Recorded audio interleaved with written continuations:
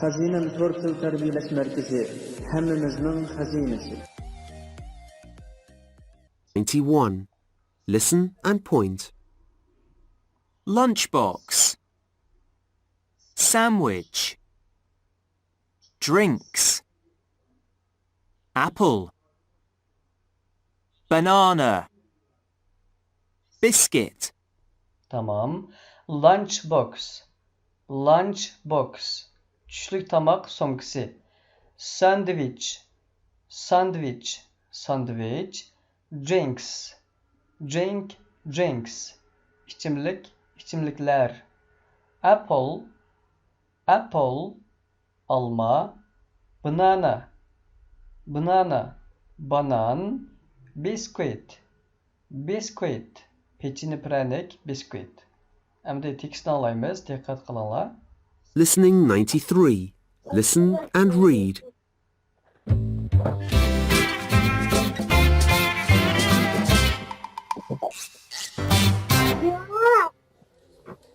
It's lunchtime. Get your lunch boxes. Oh no! I haven't got my lunchbox. I've got 2 sandwiches and 2 drinks. Here you are. Thank you, Tim. I've got an apple and I've got a banana. Choose one. Thanks. The apple, please. Look! Now I've got 10 sandwiches and 6 drinks. Please share my lunch. Dedi, unda bo'lsa buni tarjimasi qilib o'tamiz, qaranglar. It's lunchtime. Hozir tushlik tomoq vaqti deb tarjima qilamiz bu yerni. Get your lunch boxes. Tushlik tomoq sumkanglarni e'lonla. Oh no, I haven't got my lunch box. Oh yo'q, menda tushlik tomoq sumkasi yo'q. 2. I have deb o'qisanglar bo'ldi. I've got 2 sandwiches and 2 drinks. Here you are. Menda 2 sandwich ve 2 içimlik var. Qani algın.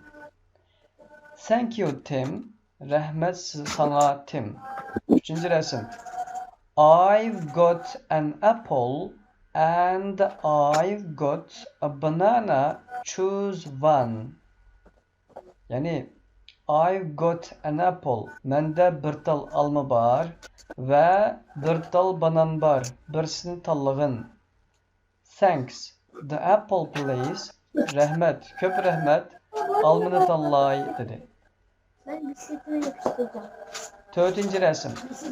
Look. No, I've got 10 sandwiches and 6 drinks. Please share my lunch. Qarğın, hazır məndə 10 sandviç və 6 içimliklər var. Dedi. Degəndən keyin, please share my lunch. Mening tushlik tamaqımdan ilinglar yoki bahramand bo'linglar degan ma'noda. Men buning videosini o'tib beraman. Mushu bo'yicha bu yana mashq qilishlar. Men bir qitim yozsizlar ma tekstni, tamam?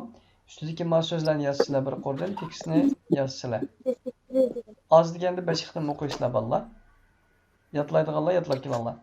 Ondan keyin meni aytib ko'ramiz. I have got 2 sandwiches debdi. I haven't got my lunch box debdi.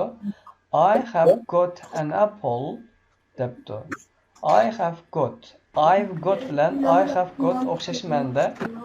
Haven't got bilan have not got degan o'xshash ma'noda. Qolganini tafsiliy so'zlayman. Ondan keyin meni aytib qizimiz. Shunday qilib bugungi darsimiz mishakchi bo'ldi. Azan chiqib qoldi yana. Ayt ko'rsanglar bolalar, topshiriqni yozib aytib qo'yma, videoni aytma.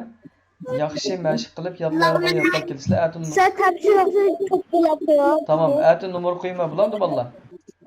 Undan so'ng namoz vaqti bo'lib ketdi, namoz o'qiylik. Allohga emanet bo'linglar. Bye, teacher. Goodbye. Allah'a emanet. Allohga emanet. Allohga emanet.